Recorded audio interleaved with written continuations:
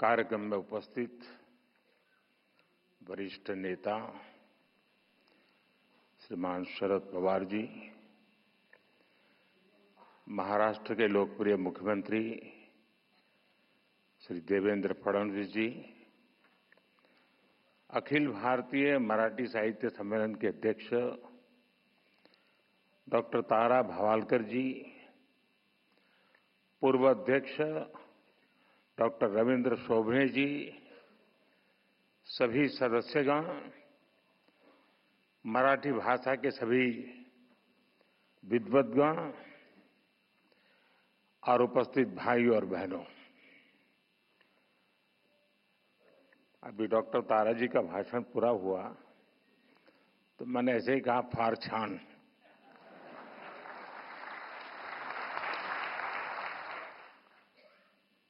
तो उन्होंने मुझे गुजराती में जवाब दिया कि बड़े पर गुजराती आवड़े थे।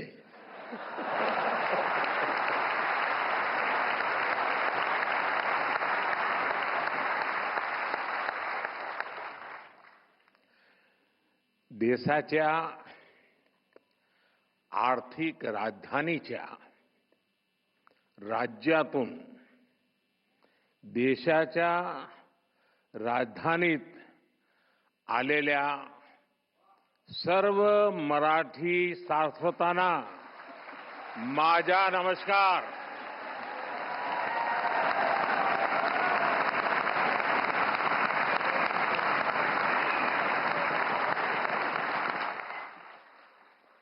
आज दिल्ली की धरती पर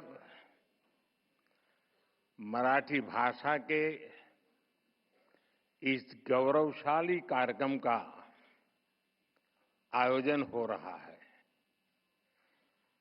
अखिल भारतीय मराठी साहित्य सम्मेलन एक भाषा या राज्य तक सीमित आयोजन नहीं है। मराठी साहित्य के इस सम्मेलन में आजादी की लड़ाई की महक है। इसमें महाराष्ट्र और राष्ट्र की सांस्कृतिक विरासत है। ज्ञानोबा तुकारामांच्या मराठीला आज राजधानी दिल्ली अतिशय मनापासून अभिवादन करते हैं।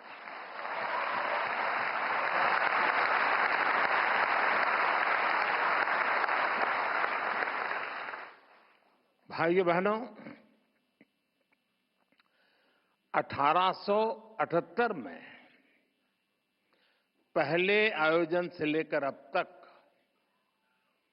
अखिल भारतीय मराठी साहित्य सम्मेलन देश की 147 वर्षों की यात्रा का साक्षी रहा है। महादेव गोविंद रानडे जी, हरिनारायण आप्टे जी, माधव श्रीहरि अणे जी, शिवराम परांजपे जी, वीर सावरकर जी, देश की कितनी ही महान विभूतियों ने इसकी अध्यक्षता की है। शरद जी के आमंत्रण पर आज मुझे इस गौरवपूर्ण परंपरा से जुड़ने का अवसर मिल रहा है। मैं आप सभी को देश दुनिया के सभी मराठी प्रेमियों को इस आयोजन की बहुत बहुत बधाई देता हूं। आणि आज तर जागतिक मातृभाषा दिवस आहे। तुम्ही दिल्लीतील साहित्य संमेलनासाठी दिवस सुद्धा अतिशय चांगला निवडला।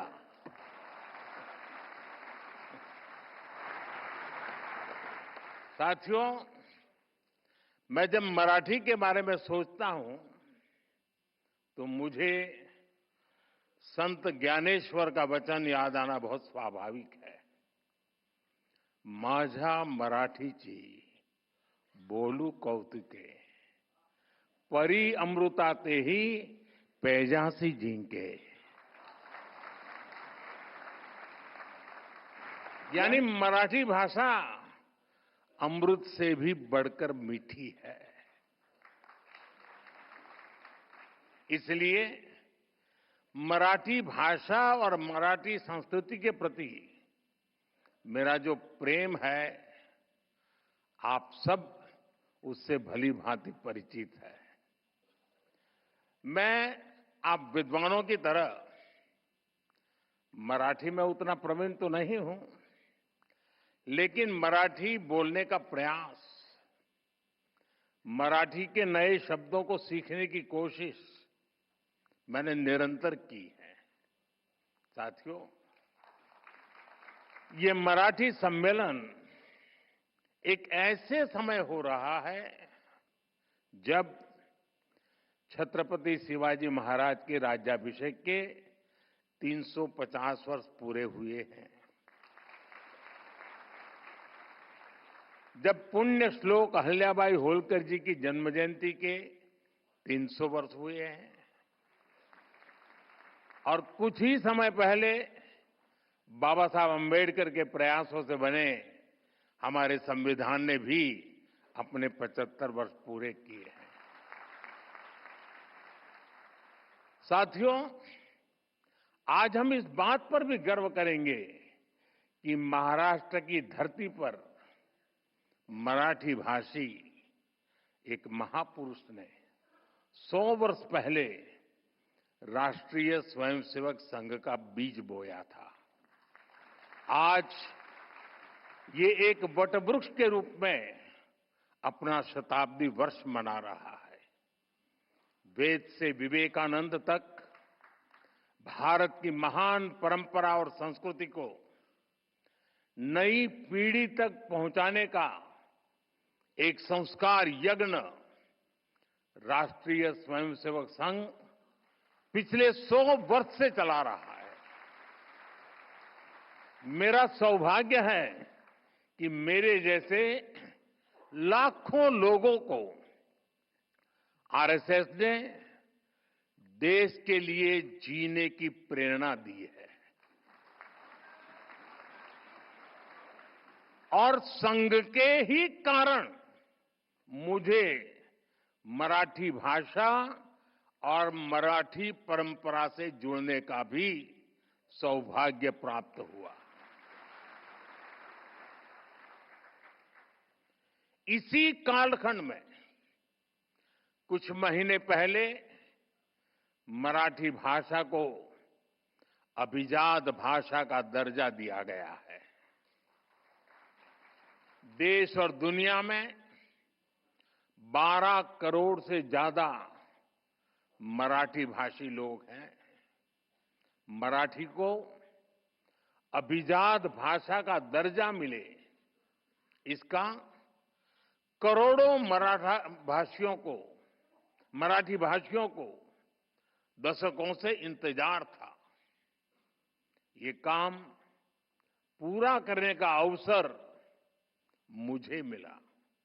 मैं इसे अपने जीवन का बड़ा सौभाग्य मानता हूं।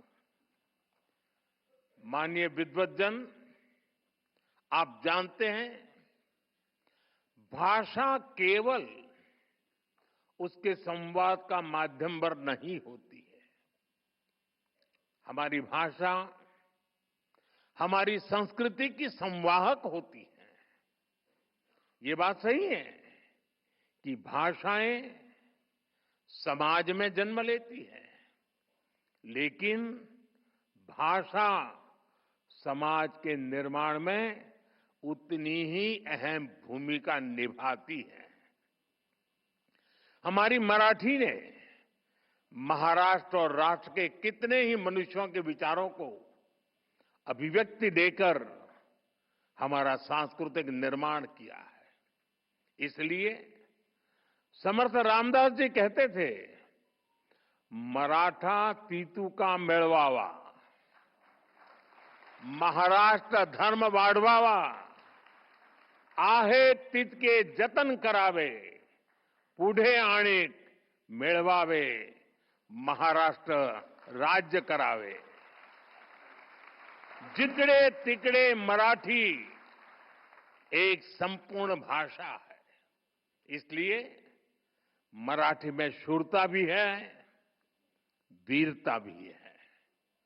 मराठी में सौंदर्य भी है, संवेदना भी है, समानता भी है, समरसता भी है. इसमें आध्यात्म के स्वर भी है और आधुनिकता की लहर भी है. मराठी में भक्ति भी है, शक्ति भी है और युक्ति भी है. आप देखिए, जब भारत को आध्यात्मिक ऊर्जा की जरूरत हुई तो महाराष्ट्र के महान संतों ने ऋषियों के ज्ञान को मराठी भाषा में सुलभ कराया.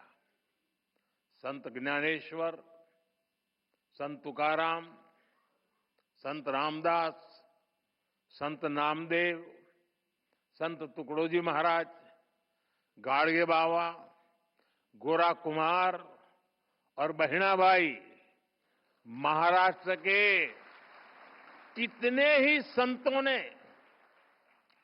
भक्ति आंदोलन के जरिए मराठी भाषा में समाज को नई दिशा दिखाई. आधुनिक समय में भी गजानन दिगंबर माडगुलकर और सुधीर फडके की गीत रामायण ने जो प्रभाव डाला वो हम सब जानते हैं. साथियों, गुलामी के सैकड़ों वर्षों के लंबे कालखंड में मराठी भाषा आक्रांताओं से मुक्ति का भी जयघोष बनी. छत्रपति शिवाजी महाराज, संभाजी महाराज और बाजीराव पेशवा जैसे वीर मराठा वीरों ने दुश्मनों को नाको चने चबाना दिए, उनको मजबूर कर दिया.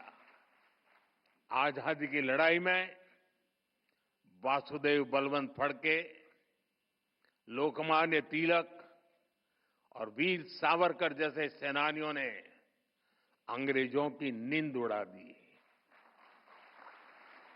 उनके इस योगदान में मराठी भाषा और मराठी साहित्य का बहुत बड़ा योगदान था. केसरी और मराठा जैसे समाचार पत्र, कवि गोविंदाग्रजी की ओजस्वी कविताएं, राम गणेश गडकरी के नाटक, मराठी साहित्य से राष्ट्र प्रेम की जो धारा निकली उसने पूरे देश में आजादी के आंदोलन को सींचने का काम किया. लोकमान्य तिलक ने गीता रहस्य भी मराठी में ही लिखी थी, लेकिन उनकी इस मराठी रचना ने पूरे देश में एक नई ऊर्जा भर दी थी. साथियों, मराठी भाषा और मराठी साहित्य ने समाज के शोषित, वंचित वर्ग के लिए सामाजिक मुक्ति के द्वार खोलने का भी अद्भुत काम किया है. ज्योतिबा फुले, सावित्रीबाई फुले, महर्षि कर्वे, बाबा साहब आंबेडकर, ऐसे कितने ही महान समाज सुधारकों ने मराठी भाषा में नए युग की सोच को सींचने का काम किया था. देश में मराठी भाषा ने बहुत समृद्ध दलित साहित्य भी हमें दिया है. अपने आधुनिक चिंतन के कारण मराठी साहित्य में विज्ञान कथाओं की भी रचनाएं हुई हैं. अतीत में भी आयुर्वेद, विज्ञान और तर्कशास्त्र में महाराष्ट्र के लोगों ने अद्भुत योगदान दिया है. इसी संस्कृति के कारण महाराष्ट्र ने हमेशा नए विचारों और प्रतिभाओं को भी आमंत्रित किया और महाराष्ट्र ने इतनी प्रगति की है। हमारी मुंबई महाराष्ट्र ही नहीं बल्कि पूरे देश की आर्थिक राजधानी बनकर उभरी है। और भाइयों बहनों, जब मुंबई का जिक्र आया है तो फिल्मों के बिना न साहित्य की बात पूरी होगी और न मुंबई की। ये महाराष्ट्र और मुंबई ही है जिसने मराठी फिल्मों के साथ साथ हिंदी सिनेमा को ये ऊंचाई दी है। और इन दिनों तो छावा की धूम मची हुई थी।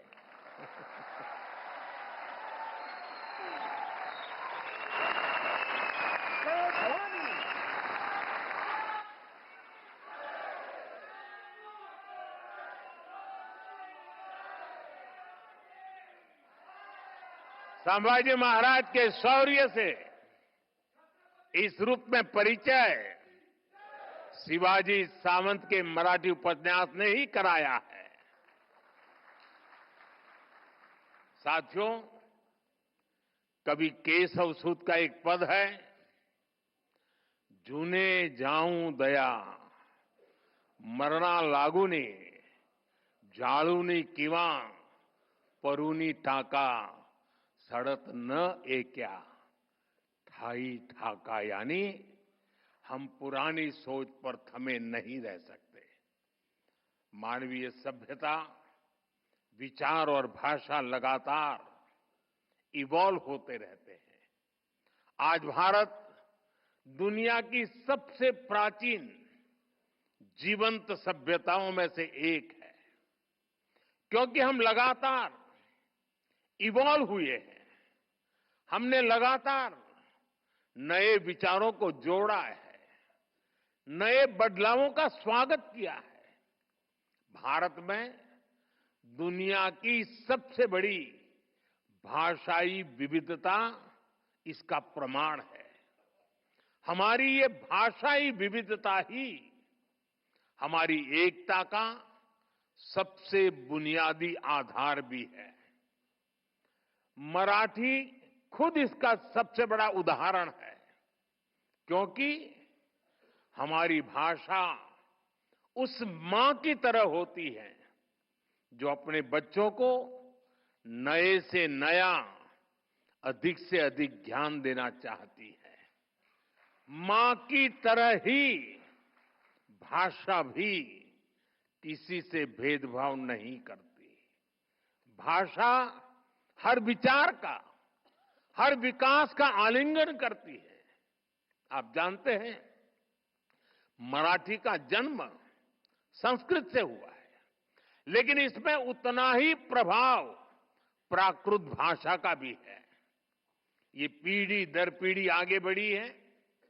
इसने मानवीय सोच को और अधिक व्यापक बनाया है। अभी मैंने लोकमान्य तिलक जी की गीता रहस्य का जिक्र किया। गीता रहस्य संस्कृत गीता की व्याख्या है।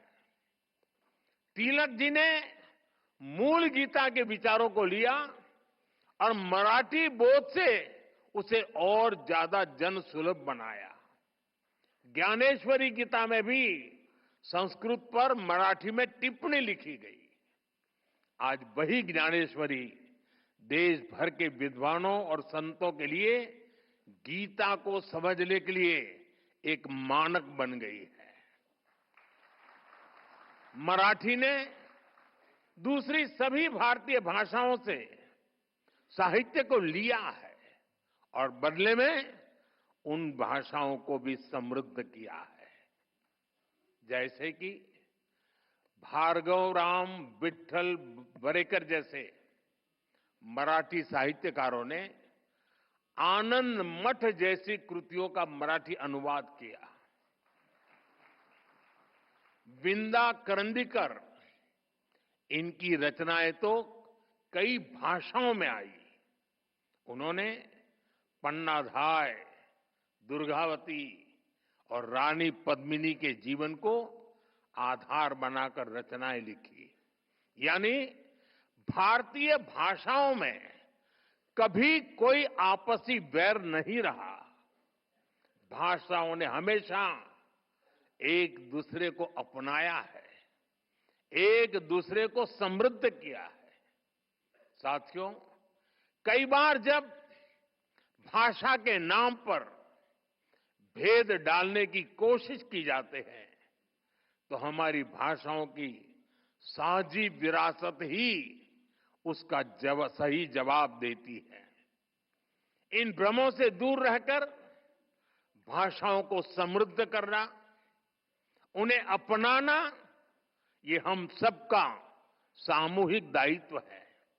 इसलिए आज हम देश की सभी भाषाओं को मेन स्ट्रीम लैंग्वेज के रूप में देख रहे हैं। हम मराठी समेत सभी प्रमुख भाषाओं में शिक्षा को बढ़ावा दे रहे हैं। अब महाराष्ट्र के युवा मराठी में हायर एजुकेशन, इंजीनियरिंग और मेडिकल की पढ़ाई वहां का युवा आसानी से कर सकेंगे। अंग्रेजी न जानने के कारण प्रतिभाओं की उपेक्षा करने वाली सोच को हमने बदल दिया है। साथियों, हम सब कहते हैं कि हमारा साहित्य समाज का दर्पण होता है। साहित्य समाज का पथ प्रदर्शक भी होता है। इसलिए साहित्य सम्मेलन जैसे कार्यक्रमों की, साहित्य जैसे जुड़ी संस्थाओं की देश में बहुत अहम भूमिका होती है।